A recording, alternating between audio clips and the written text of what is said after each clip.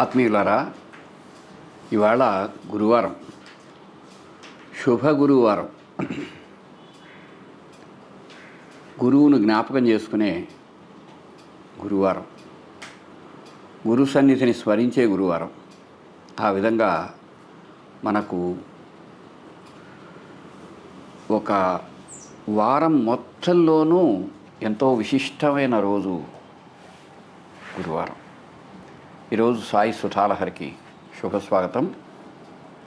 ప్రతి గురువారం భగవంతుడి అపార కరుణతో చేసుకునే ఈ పవిత్ర సత్సంగానికి నమస్సుమాంజలి. ఈ వారంలో కొన్ని విశేషాలు ఏమిటంటే, షిరిడీ సాయిబాబా పరంగా గన ఆలోచించినట్టయితే మొత్తం భారతదేశంలో కొన్ని యుగాల నుంచి అలా కొనసాగుతూ ఉండే సనాతన ఆధ్యాత్మిక ధర్మ సంప్రదాయాలు, పండుగలు ఇలాంటివి కొంతకాలం గడిచిపోయిన తర్వాత సమాజం మర్చిపోతుంది. సచ్చిదానంద సద్గురుడైన సాయినాథుల వారు, ఆయన అతి సహజంగా ఒక మారుమూల పల్లెలో అక్కడ ఉద్భవించి తనదైన రీతిలో భారతీయ ఆధ్యాత్మిక స్ఫూర్తి మీద తనదైన ఒక ప్రబోధాన్ని, వాణిని వినిపించారు. అదేమిటంటే అతి సూక్ష్మమైన విషయాలు అవి. అది ఎలా ఉంటుందంటే, ప్రాచీన భారతీయ ఆధ్యాత్మికతను ఆధునిక కాలంలో అద్భుతమైన రీతిలో గన జన ప్రవాదం చెయ్యాలనుకుంటే అందుకు ఉపయోగపడేది సాయి ధర్మము, సాయి తత్వం. అందుకు ఉదాహరణ ఇప్పుడు చెప్పుకుందాం. ఆ రోజు అన్ని రోజుల్లాగే తెల్లవారింది. ద్వారకామాయిలో అగ్ని వెలుగుతోంది. ఎదుట సాయి కూర్చున్నారు. భక్తులు ఆయన దగ్గర చేరారు. ఉదయాన ఆయన దగ్గర ఎప్పుడూ నిరంతరము సత్సంగం జరుగుతూ ఉండేది. అగ్ని ఎదుట గంభీరమైనటువంటి ఆ చిన్మయమూర్తి ఆయన అట్లా ఉండేవారు. ఏదైనా సందర్భం వచ్చినప్పుడు మాట్లాడేవారు. ఆ రోజు ఆయన ఏమన్నారంటే, ఏమిటి మీరంతా ఈరోజు ఈ ద్వారకామాయిలో ఉన్న స్తంభాన్ని పూజించుకోరాదా? అదిగో అక్కడ ఉన్నాడే ఆ ముసలయ్య, ఆయన్ని పిలిచి అందరూ కలిసి పూజించుకోవచ్చు కదా అన్నారు. అరే అదేమిటి అని అందరూ పోయి ఆ ముసలయ్య దగ్గర పోయారు. ఆయన పేరు తాత్యా సాహిబ్ నోల్కర్. పండరిపురంలో సబ్జడ్జిగా పనిచేసి ఆ తర్వాత వచ్చి సాయి పాదాల దగ్గర ఉండటానికి వచ్చినటువంటి ముసలయ్య, సత్పురుషుడు. దేహానికే కాదు, బుద్ధికి కూడా అద్భుతమైనటువంటి వృద్ధుడు ఆయన, జ్ఞానవృద్ధుడు కూడా, సాయి అనుగ్రహ కృపాపాత్రుడు. ఆయన దగ్గర పోయారు ఈ భక్తులు, శ్యామ మొదలైన వాళ్ళు. వెళ్ళగానే ఆయన, బాబా మాట ఏదీ వ్యర్థంగా ఉండదు, ఏంటో విశేషం చూద్దామని పంచాంగం తిరిగేశాడు.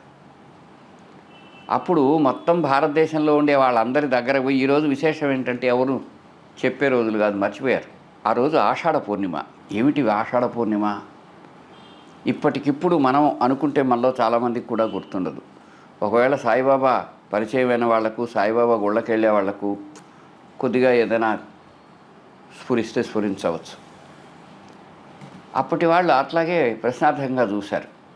అది ఏమిటంటే, మొత్తం భారతీయ ఆధ్యాత్మిక స్ఫూర్తికి ఒక గురువుకు కేంద్రమైనటువంటి వ్యక్తి ఎవరు అంటే వేదవ్యాస భగవానుడు. ఆ వేదవ్యాస భగవానుడు జన్మకొచ్చిన రోజు వ్యాస పూర్ణిమ అంటారు దాన్ని. దానినే గౌరవంగా శ్రీ గురు పూర్ణిమగా ప్రాచీన భారతదేశము, ఋషులు, మహనీయమూర్తులు పండుగ చేశారు. తర్వాతి కాలంలో అది మర్చిపోయారు. ఎందుకంటే కృతజ్ఞత అనేది మానవుడి యొక్క అద్భుతమైన ఉండవలసిన గుణం. అది మర్చిపోయిన సమాజం.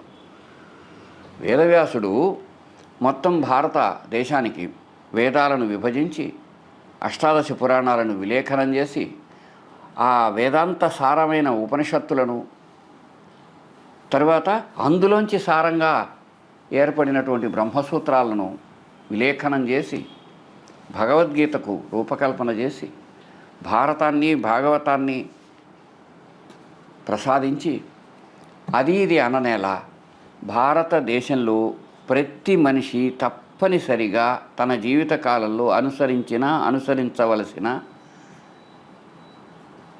జీవన సూత్రాన్ని చెప్పిన మహానుభావుడు ఎవరు అంటే వేదవ్యాస భగవానుడు. ఆయన గురించి విస్మరించారు, మరిచిపోయారు. అది జ్ఞాపకం చేశారు సాయిబాబా. ఆ విషయాన్ని తాత్యా సాహెబ్ నోల్కర్ గమనించి వెంటనే పూజా ద్రవ్యాలు అవి తీసుకొని నేరుగా భక్తులందరూ ద్వారకామాయికి వచ్చారు. రాగానే బాబా మామూలుగా ఉన్నారు. ఆయన దగ్గరకు వచ్చి, బాబా ఈరోజు గురు పూర్ణిమ అంట కదా, మీరు చెప్పడం వల్లనే మాకు తెలిసింది అని ఆయన దగ్గర పోయి ప్రాధేయపడ్డారు. ఈరోజు మా అందరికీ గురుదేవుడు తమరే గనక మిమ్మల్ని పూజించి ఉంటాము అని. మొదట ఆయన ఒప్పుకోలేదు. భక్తులందరూ ఎంతో శ్రద్ధగా భక్తిగా పట్టుబట్టి ఆయనను ఒప్పించి సాయిబాబా వారికి మొట్టమొదట షిరిడీలో ద్వారకామాయిలో భక్తులందరూ కలిసి వేదవ్యాస భగవానుడి యొక్క పుట్టినరోజైన వ్యాస పూర్ణిమ రోజు శ్రీ గురు పూర్ణిమగా గుర్తించి ఆ రోజున మొట్టమొదటిసారి పూజ చేశారు. వాళ్ళు ఎంత ధన్యులో భాగ్యశాలురో. మనం కనీసం దాన్ని ఆలోచించి ఊహించి స్మరించి మనం కూడా ధన్యత పొందవచ్చు. భారతీయుడను ప్రతివాడు చేయవలసినటువంటి మరచిపోరానటువంటి ఒక పండుగంటూ ఏదైనా ఉంటే అది వ్యాసుణ్ణి గుర్తు చేసే వ్యాస పూర్ణిమ. ఆ విధంగా సాయిబాబా దగ్గర 4 పండుగలు ప్రశస్తమయ్యాయి. వాటిలో ఒకటి ప్రధానమైంది గురు పూర్ణిమ, ఆషాఢ శుద్ధ పూర్ణిమ. ఇక తర్వాత ఏమైందంటే కొంతకాలానికి భక్తులు విశేషంగా వచ్చిన తర్వాత రాముడు మన జాతికి ఆదర్శ పురుషుడు. రామనవమి మొత్తం మహారాష్ట్ర అంతా భారతదేశం అంతా కూడా పండుగ చేసుకుంటుంది రామనవమి. ఆ రామనవమి రోజున ఆయన సాన్నిధ్యంలో భక్తులు వైభవంగా ఉత్సవం చేసుకోవాలని ఆయన అనుమతి కోరారు. సాయి అనుమతితో ఏమైంది తెలుసా, ఒక అద్భుతమైన ఉత్సవం తయారైంది. రామనవమి ఉత్సవం రాడే ముస్లింలు కూడా తమదైన రీతిలో అక్కడ జెండా ఉత్సవం కూడా నిర్వహించుకునేవారు. ఎప్పుడూ చిన్న కలతలు కానీ అభిప్రాయ భేదాలు కానీ ఏమీ రానే లేదు బాబా దేహధారిగా ఉన్నంత వరకు. ఆ తర్వాత కూడా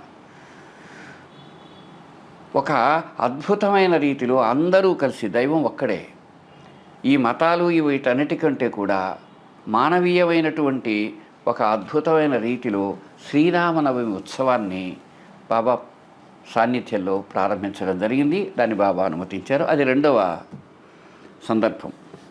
ఒకటేంది వ్యాస పూర్ణిమ, రెండవది శ్రీరామనవమి. అయిన తర్వాత ఇక మూడవది ఏమిటంటే త్రిమూర్త్యాత్మకమైన ఒక తత్వం ఉన్నది.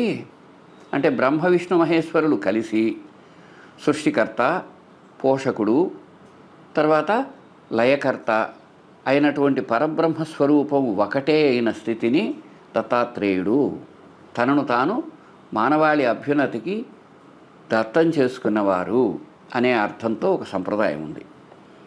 అది దత్త జయంతి.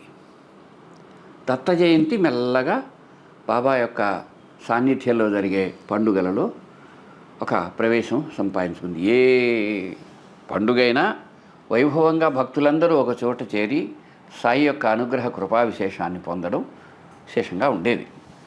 సరే, దత్త జయంతి అయిన తర్వాత సాయిబాబా సమాధిగతుడైన విజయదశమి రోజు, విజయదశమి సాయిబాబా వారు ఒక 2 సంవత్సరాల ముందే 1916లోనే చెప్పారు, నేడే నా సీమోల్లంఘనం అని. 1918లో దేహం విడిచారు. ఆ రోజు విజయదశమి అన్నమాట. అంటే అర్థమైంది, ఈ 4 పండుగలలోంచి కూడా సాయిబాబా తనదైనటువంటి అవతార భావాన్ని కార్యక్రమాన్ని బోధిస్తూ ఉన్నారు. అందుకని మొట్టమొదటిదైన శ్రీ గురు పూర్ణిమకు మనం స్వాగతం చెప్పుకుందాం. పై బుధవారం రోజు గురు పూర్ణిమ వస్తుంది. ఆ రోజు విశేషంగా మనం ధ్యానము, స్మరణము, పారాయణము, ఆ విధంగా ఇష్టమైన రీతిలో ఉత్తమమైన కార్యాచరణము, యజ్ఞదాన తపకర్మలు చేయటం, వీలైనంత వరకు భగవత్ సాన్నిధ్యంలో ఉండేందుకు ప్రయత్నించటం, ఇటువంటివి ఉత్తమమైన కార్యక్రమాలు. కాబట్టి సాయి భక్తులైన వారు, అసలు భక్తులైన వారు, ఆధ్యాత్మికతను గౌరవించే ప్రతి వారికి కూడా గౌరవించి అనుసరించవలసిన గొప్ప సందర్భం ఆషాఢ పూర్ణిమ. ఇంకో విషయం ఏంటంటే మెల్లగా వాతావరణంలో అద్భుతమైన మార్పు వస్తుంది. కాళిదాస మహాకవి అంటాడు, ఆషాఢస్య ప్రథమ దివసే మేఘమాశ్లిష్ట సానుం అని. మొట్టమొదటిసారి అద్భుతమైన మేఘాలు, తెల్లటి మేఘాలు ఆకాశాన్ని ఆవృతం చేసి మెల్లగా వర్ష ఋతువు వైపు వెళ్ళే శుభమైన కాలం ఆషాఢమాసం. అందుకని మనందరం ఆ పరమ సద్గురుదేవుడైన మహనీయమూర్తిని ఆరాధించుకునే ప్రయత్నంలో సఫలం అవ్వాలని ఆశిస్తూ, అభిలషిస్తూ, నమస్కరిస్తూ తర్వాతి కార్యక్రమం చెప్పుకున్నాం. మనం ఇంతకుముందు చెప్పుకున్నాం, మొత్తం భారతదేశం అంతా కూడా అనేక రకాల ఒడిదుడుకులకు కాలగతిలో, చరిత్రగతిలో ఎన్నో రకాల వాటికి ఒక ఆధ్యాత్మిక దేశము ఎన్నో రకాల ఒడిదుడుకులకు లోనవడం చరిత్రలో మనం చూస్తాం. వెనక్కి తిరిగి చూసుకున్నప్పుడు తెలుస్తుంది. అట్లా మహారాష్ట్ర విపరీతంగా సంఘర్షణ పడిన తర్వాత అక్కడ ఉండేటువంటి తర్వాత వచ్చిన మహనీయమూర్తులు ఒక ఉద్బోధనకరమైన కొన్ని పనులు చేశారు. అవి మొత్తం భారతదేశానికి అంతటికీ స్ఫూర్తిదాయకాలు. అందులో ఒకటి ఏమిటంటే, కుల మత జాతి భేదాలు ఏవీ లేకుండా అందరూ తామున్న ఊరు నుంచి పండరి వరకు నడవటం.